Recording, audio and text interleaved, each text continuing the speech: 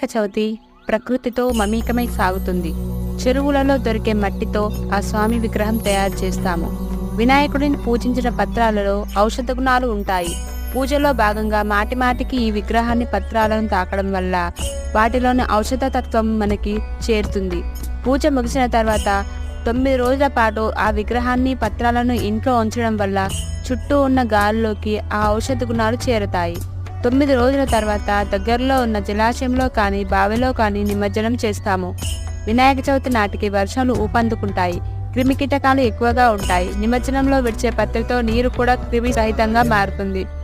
అయితే ఆ వేడుకలని హోరు శృతిమించి ఆడంబరానికి పోయి ప్రతిష్ఠ కోసం భారీ రంగు విగ్రహాల్ని నీటిలో కలపడం నిమజ్జనం వెనుక ఉన్న ఉద్దేశాలని దెబ్బతీస్తున్నాయి. ప్రకృతిని కొలవడం, భక్తితో పూజించడం అన్న లక్ష్యాలను పక్కన పెట్టి ప్రకృతి వినాశనానికి, ఆడంబరానికి పెద్దపీట వేస్తున్నాయి.